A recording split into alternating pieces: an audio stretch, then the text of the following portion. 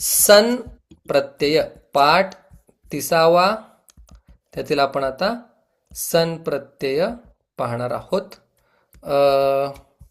अगदी महत्वाचा आणि त्यातल्या त्यात सोपा विषय आहे. आता हा जो सन प्रत्यय आहे, या प्रत्ययासाठी भरपूर नियम आहेत. त्याच्यामुळे सगळेच नियम पाठ करण्यापेक्षा आणि बघण्यापेक्षा यांनी जेवढे शब्द आपल्याला दिलेले आहेत तेवढे आपण लक्षात ठेवण्याचा प्रयत्न करूया. आता हा जो सन प्रत्यय आहे तो इच्छा करणारा किंवा इच्छा करणे या अर्थामध्ये येत असतो. बघा, आता आपण त्याला इच्छा करणारा या अर्थामध्ये पाहूया. ठीक आहे. सन नावाचा प्रत्यय आहे, ते लिहितो सन प्रत्यय. त्याचा अर्थ इच्छा करणारा असा होतो. मग आता बघा,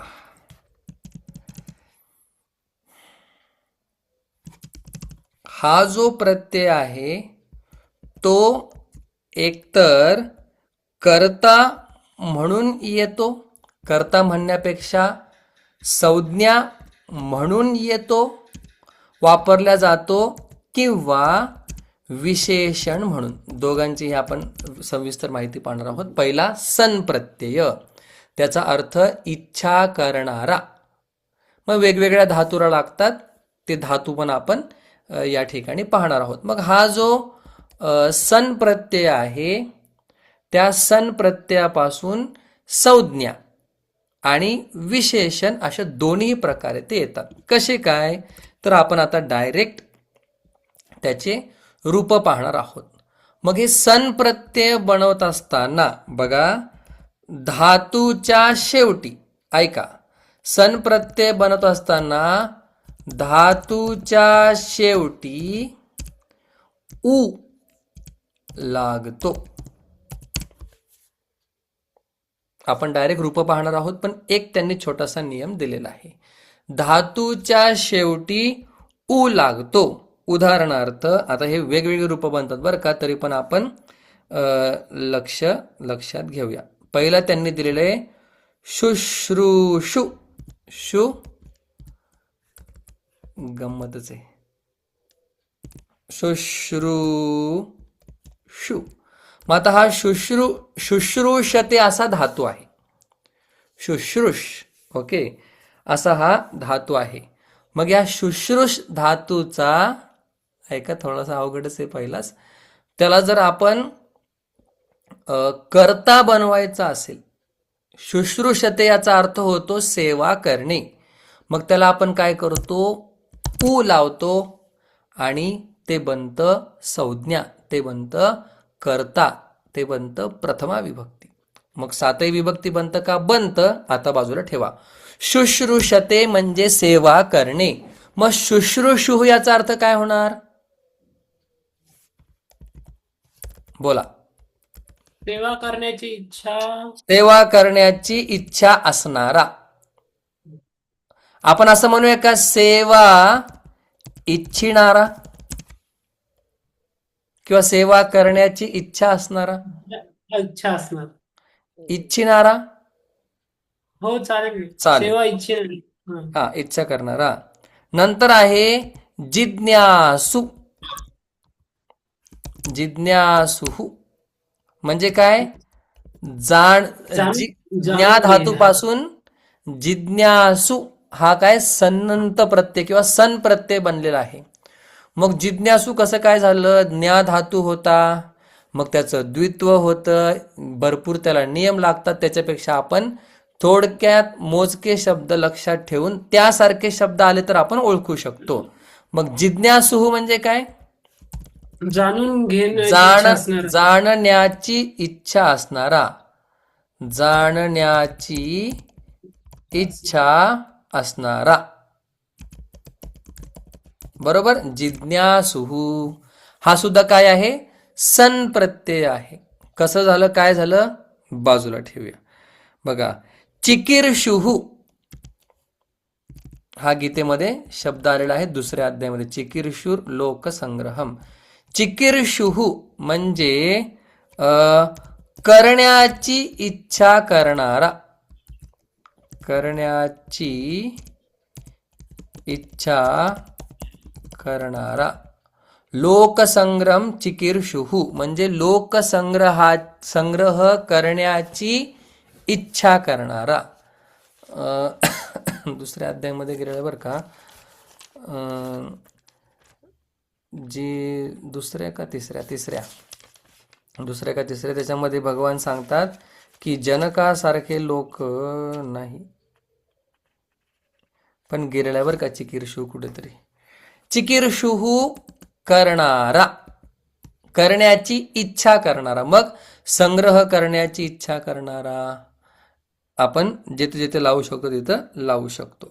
विवक्षुः म्हणजे विवक्षति म्हणजे बोलणे. मग विवक्षुः म्हणजे काय होणार? बोला. बोलण्याची इच्छा. बोलण्याची इच्छा असणारा करणारा. बोलण्याची इच्छा असणारा, बोलण्याची इच्छा असणारा. करणारा कसं काय होईल? बोलण्याची इच्छा असणारा. ठीक आहे. ह्याचे वाक्य पण आपण छोटे छोटे नंतर बनवूया वेळ भेटला तर, नाहीतर पहिला हे सगळं समजून घेऊया. जिघांसुः, घा धातोय, हन धातोय, मारणे. हन. मग जिघांसुः म्हणजे काय? बोला. म्हणजे मारणे. मारण्याची इच्छा. हा, मारण्याची इच्छा इच्छा करणारा. सर याच्यामध्ये सर जाणणे की इच्छुक असं दाखवलं. जाणण्याची इच्छा असणारा जिज्ञासू. हा मग जिज्ञासू. जिघांसू. ओके. हंती. हन धातू आपण पाठीमागच्या पाठात पाहिला होता, बरेच त्याची रूप. हंती. बरोबर आहे. हा, जिघांसू. जिजासू जिघांसू. बरोबर आहे. ना हा दुसरा सुश्रुतच्या बाजूचा जिजासू काय तो? अयो यो यो यो. जिज्ञासू आहे तू, जिज्ञासू. हा, सांगत चला. जिज्ञासू. जिज्ञासू. हो, तुम्ही ते म्हणत होते का बलराम दादा? ठीक आहे ठीक आहे. जिघांसू. नंतर दिदृक्षुः. आणि सर शुश्रूषु आहे ना, ते सुन्नी का दिले? सुन्नी का इच्छुक? आणि सेवा पण आहे ना. नाही सेवा पण आहे सर, दोन्ही पण आहे. सुनने की दोन्ही इच्छा पण आणि आहे. सेवा. हा, ऐकण्याची इच्छा असणारा. दोन्ही लिहूया. शुश्रूषा शक्यतो सेवा. सेवा. ऐकण्याची इच्छा असणारा किंवा सेवा. आता वेगवेगळं करावं लागेल म्हणून आपल्याला. ऐकण्याची इच्छा असणारा. शुश्रूषुः सेवा करणारा. मुमुक्षुः म्हणजे काय? तुम्ही ऐकलं असेल बऱ्याच वेळा. दिलंय का ह्यांनी? मुमुक्षुः मोक्षाची इच्छा असणारा. तुम्ही कधी वेदांत वगैरे ऐकत असाल तर त्याच्यामध्ये येतं मुमुक्षु. बरं. दिदृक्षु. दिदृक्षु. द्रक्षती म्हणजे पाहणे. त्याचं बनलं दिदृक्षु. हा, दृश्य नावाचा मूळ धातू आहे. त्या दृश्यचं द्वित्व झालं. द्वित्व झाल्यानंतर अनेक नियम लागून दिदृक्षु झालं. दिदृक्षुः म्हणजे काय? पाहण्याची इच्छा करणार. हा, दिदृक्षुः. बघा. मग आता हे सगळे कर्ते आहेत का? जिज्ञासुः संस्कृतम पठती म्हणजे जाणण्याची इच्छा करणारा संस्कृत अभ्यास करतो. प्रत्यय कुठलाय पण हा सन प्रत्यय. त्याचा अर्थ काय? इच्छा करणारा, चाहनेवाला. बर, एवढं कळलं भरपूर आहे. हा. पिपासुः. बोला आता, हे तुम्हाला आपोआप येईल. I guess. पाणी नाही, पिण्याची इच्छा. कारण की धातू काय आहे? पिणे. मग पिण्याची इच्छा करणारा. पिपासुः जलम पिबती. पाण्याची इच्छा करणारा पाणी पितो. पितो. तर वाव. रक्तपिपासू पण लिहिताय ना? मग आता तुम्ही त्याला वेगवेगळे काय करणार, ऍडजेक्टिव्ह लावून नवीन शब्द बनवणार. आता ह्याला काही लिमिट राहते का? हम्म. हा. अच्छा. म्हणजे रक्तपिपासू जो शब्द वापरतात जलपिपासुः तो जला पिण्याची. जल पिण्याची इच्छा करणारा. रक्त पिपासुः रक्त पिण्याची इच्छा करणारा. चाय राक्षसी. पिपासुः चहा पिण्याची काय इच्छा करणारा. शीतपेय पिपासु, तुम्ही त्याला किती लावा ना हो, त्याला नो लिमिट. तितीर्षुः, तैरने की इच्छा. पोहण्याची. हा पोहण्याची तितीर्षुः असणारा. पोहण्याची इच्छा असणारा. इच्छा असणारा किंवा करणारा. पोहण्याची इच्छा करतो आपण, असते सुद्धा. ठीक आहे. अशा प्रकारे शुश्रूषुः पासून तितीर्षु पर्यंत छोटी छोटी वाक्य बनू शकतात. शुश्रूषुः गुरुं सेवते. सेवा करण्याची इच्छा करणारा काय करतो, गुरुची सेवा करतो. जिज्ञासुः संस्कृतं पठती.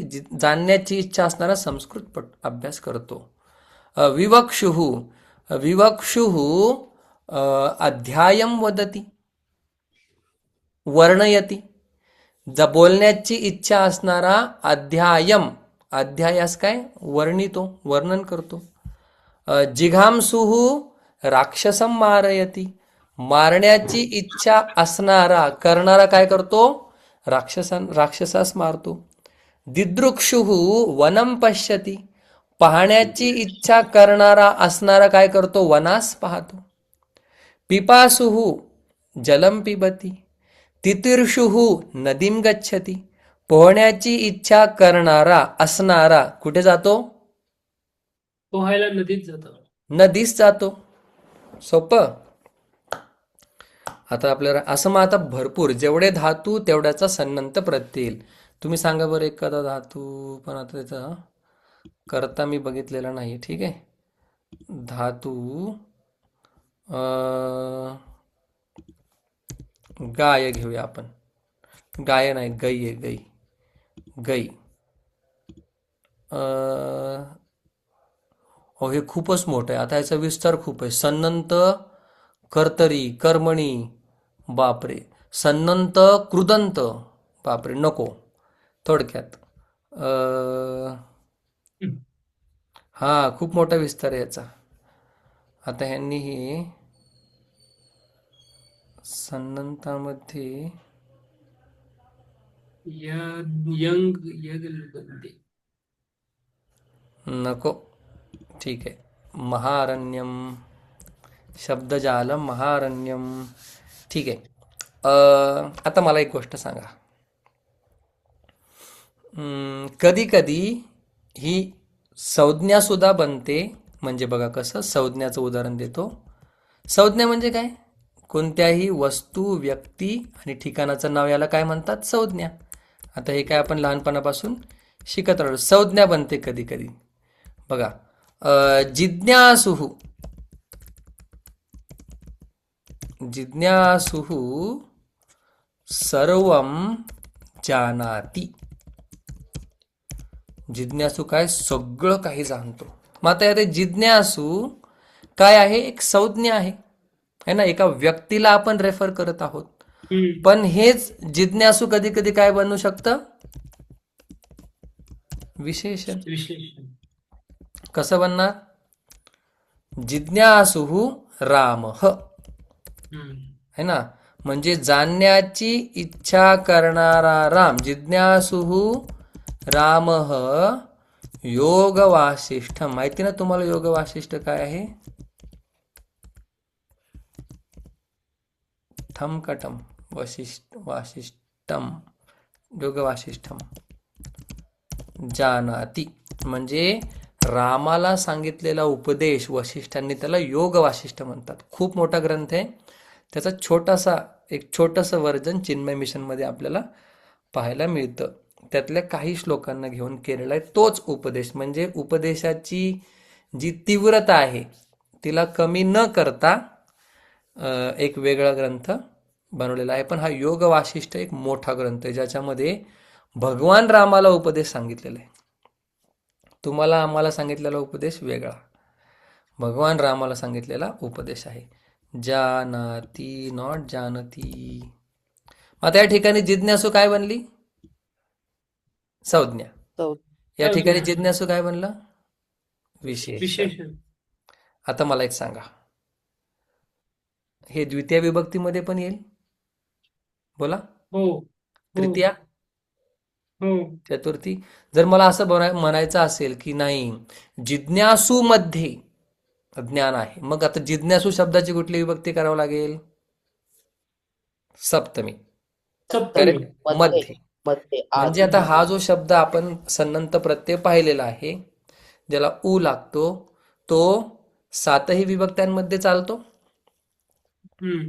कारण की जिज्ञासूच्या वडिलांचं नाव काय, असं म्हणू शकतो ना मी. जाणण्याची इच्छा करणाऱ्याच्या वडिलांचं नाव काय? जाणण्याची इच्छा करणाऱ्यापासून पुस्तक घेऊन ये म्हणू शकतो का नाही? म्हणजे पासून आलं म्हणजे जाणणाऱ्याची पंचमी आली का नाही? बर. हो आली. मी जिज्ञासू सोबत जातो म्हणजे तृतीय आली का नाही? हो. मी जिज्ञासूला पाहतो, द्वितीय झाली का नाही द्वितीय. जिज्ञासूची? म्हणजे जिज्ञासू किंवा सन प्रत्यय हा 7ही विभक्त्यांमध्ये चालतो. हो बर, 3ही लिंगांमध्ये चालतो. हो कारण की जिज्ञासू चालणार. मुलगा पण असेल. ऐका ऐका ऐका, मुलगी पण जिज्ञासू आहे. हा जो सन प्रत्यय आहे, ऐका, नाही क्लिक नाही झालं तुम्हाला. हा जो सन प्रत्यय आहे हा काय 3ही लिंगांमध्ये चालणार, हो किंवा नाही?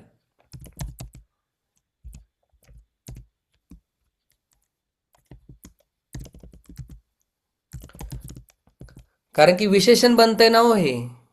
हो ना. विशेषण म्हटलं की 3ही, किंवा मुलगी सुद्धा असू शकते ना एखादी जिज्ञासू. तर 3ही लिंगांमध्ये चालतो हा सन प्रत्यय आहे. मग आम्हाला सर प्रश्न पडलेला आहे, समजा जिज्ञासू, आता हा सोपा आहे, हे आपल्या लक्षातला आहे म्हणून आपण जिज्ञासू घेतोय सारखा. जिज्ञासू ऐका नाही, हा कुठला शब्द आहे बरं मला सांगा? आकारांत, इकारांत, उकारांत, सकारांत, ऋकारांत, तकारांत, उकारांत आहे ना. उकारांत आहे. मग हा जर जिज्ञासू हा जर उकारांत शब्द आहे, तर हा पुल्लिंगामध्ये कसा चालेल? उकारांत गुरु हू सारखा. अतिशय सुंदर. पुल्लिंगामध्ये गुरु सारखा. मी गुरुवत लिहिलं तर चालेल? तुम्हाला कळतं तेवढं संस्कृत. हो वत हो सर. प्रमाणे. बर, स्त्रीलिंगामध्ये कसा चालेल? आता तुम्हाला असा शब्द नदी. शोधायचा आहे जो उकारांत आहे आणि स्त्रीलिंग आहे. तर मी तुम्हाला तो उकारांत आहे. सांगतो. ठीक आहे. वाचायचं आपण परत कधीतरी बघूया. यो धेनू हा जो शब्द आहे, धेनू, ठीक आहे. धेनू हा उकारांत शब्द आहे का? हो हो. हो. हा. आता गाय ही पुल्लिंग आहे का स्त्रीलिंग आहे? स्त्रीलिंग. काय. मग आता धेनू हा उकारांत स्त्रीलिंग शब्द आहे. करेक्ट. हो, अगदी हो. सोपा आहे. म्हणजे जसं आपण गुरु चालवतो, गुरु आणि अजून एकाचं कॉम्बिनेशन आहे ते जेव्हा आपण उद्या पुन्हा एकदा ह्याला टचअप करूया. ठीक आहे. हम्म. मग जर एखादा स्त्रीलिंग शब्द असेल सन्नंत, म्हणजे सन प्रत्यय असणारा, तर तो कोणासारखा चालेल? धेनू सारखा. धेनू सर. मग आता इथे लिहू का धेनुवत? हो हो. धेनुवत. आणि नपुंसकलिंग शब्द असेल, मग आता तुम्हाला कुठला शब्द शोधायचा आहे? उकारांत नपुंसकलिंग. आता मधु बघा, उकारांत आहे का? हो हो. हो. नपुंसकलिंग, येस. मग आता तुम्हाला जसं मी सांगितलं की भगवता मधु मधुना, भगवते मधुने, भगवतः मधुनः, भगवतः मधुनः, भगवती मधुनी. आहे का नाही? पुढचे शब्द आहे, फक्त बेस चांगला क्लिअर पाहिजे. मग जेव्हा एखादा नपुंसकलिंग जिज्ञासू असेल तर तो कशासारखा चालेल? मधु. मधु सारखा. मधुला विसर्ग आहे का? नाही. नाही. धेनूला विसर्ग होता का? हो. हा. मग आता मी तिघांचे एक वाक्य लिहितो आणि आपण मग थांबूया. मग इथे लिहू का मधुवत? हो. आता बघा, जिज्ञा पुल्लिंगामध्ये तर आपलं झालेलं तरी पण आपण लिहूया. जिज्ञासुः आत्मानं जानाति. स्वतःच आत्म्यास काय करतो? अवगच्छति लिहूया. अवगच्छतीचा अर्थ सुद्धा काय? जाणण्यास आहे. बर, तीच जर एखादी स्त्री असेल तरी पण काय बोलणार मी? कारण की धेनुः जिज्ञासुः धेनुवत. स्वम अवगच्छति. पण आता या ठिकाणी हा जिज्ञासू पुल्लिंग आहे का स्त्रीलिंग आहे? स्त्रीलिंग आहे. आणि स्त्रीलिंग. हा जिज्ञासू पुल्लिंग आहे, कारण की पुल्लिंग. गुरुहु प्रथमा आणि स्त्रीलिंगाची धेनुहु प्रथमा. Got it? आणि या ठिकाणी मी कसं बोलणार? जिज्ञासू. एखादं जर नपुंसकलिंग असेल कोण? जिज्ञासू स्वम अवगच्छति किंवा ईश्वरम. ह्या आता हा जिज्ञासू इथं विसर्ग चुकलेला आहे का? नाही, इथे लागणारच नाही, नाही. बरोबर. कारण की नाही, मधु लागतच शब्दामध्ये काय? विसर्गच नाही. विसर्ग नाही. आहे का नाही? चुकलेला नाहीये तो. जिज्ञासू ईश्वरम अवगच्छति म्हणजे काय सांगितलं त्यांनी? सन्यंत प्रत्यय जो आहे तो इच्छा करणारा या अर्थामध्ये आहे. आणि तो प्रत्यय तीनही लिंगांमध्ये, सातही विभक्त्यांमध्ये चालणार. 3 लिंगांमध्ये चालणार म्हणजे कसा चालेल? राम सारखा का? नाही. कारण की मुळात ऊ लागलेला आहे म्हणून तो गुरुवत पुल्लिंगात, धेनुवत स्त्रीलिंगात, मधुवत नपुंसकलिंगात. मग आता धेनू आणि मधु शब्द आपण उद्या पाहूया, जे की सोपे आहेत. धेनू शब्द हा गुरु आणि नदी फक्त ईच्या जागी व या ठिकाणी येतो, तो आपण उद्या पाहूया. एवढं समजलं का? आज बरंच काही आपण शिकलेलो आहोत. एक म्हणजे चिच्चन आणि दुसरं हा सन्नंत प्रत्ययाचे शब्दांचे रूप कर्ते आपण पाहिलेले आहेत. ठीक आहे. तसेच कर्म आहे आणि भावसंज्ञा 2 विषय झाले की हा धडा आपला संपतो. या ठिकाणी आपण थांबूया. तर काही त्याची जिज्ञासू वृत्ती आहे असं जेव्हा म्हणतो तेव्हा ते विशेषण आहे का? हा तस्य जिज्ञासू वृत्ती, आपण सहज जिज्ञासू असती म्हटलं तरी पण काय अर्थ होतो? त्याची वृत्ती तो असं तुम्ही म्हणू शकता. जाणून तस्य घेण्याचा आहे. जिज्ञासू वृत्ती ही असती. हा सुद्धा सन्नंतच प्रत्यय आहे. तुम्हाला सांगतोय का, याचा विस्तार खूप मोठा आहे या सन्नंत प्रत्ययाचा. खूपच मोठा आहे. म्हणजे मी जेव्हा आज संध्याकाळी बघत होतो, मला पण वाटलं की केवढा मोठा विस्तार आहे ह्याचा. तुम्ही ह्याला प्रत्यय लावू शकता, तुम्ही याला अधिविशेषण लावू शकता, तुम्ही याला सातही विभक्त्यांमध्ये, तीनही वचनामध्ये, तीनही लिंगांमध्ये चालू शकता. काय काय काय काय करू शकता तुम्ही. तर इथे मात्र पुल्लिंग आणि स्त्रीलिंग मध्ये थोडस म्हणजे ज्यावेळेस आता जिज्ञासू एकसारखंच आलंय ना, तर हम्म. ओळखायला फक्त आपल्याला ते वाक्यावरून आपण ओळखू आपल्याला कळणारच आहेत ना हो, की ते थोडी ना डायरेक्ट असं वाक्य वापरणार आहे. कुठल्या तरी कॉन्टेक्स्ट मध्येच ते बोलणार आहेत. होय, होय. म्हणजे एखाद्या पुल्लिंगाविषयी वर्णन चालू आहे आणि मधूच त्याला जिज्ञासू म्हणतात, किंवा एखाद्या स्त्रीचं वर्णन चालू आहे आणि मधीच तिला जिज्ञासू म्हणतात. अशाच कॉन्टेक्स्ट मध्ये ते बोलणार आहेत. त्याच्यामुळे ते पुल्लिंग आहे का स्त्रीलिंग आहे हे ऐकत असताना आपल्याला कळणार आहे की काय बोलतायत. कळणार. येस. हम्म. होय. शांती शांती शांती.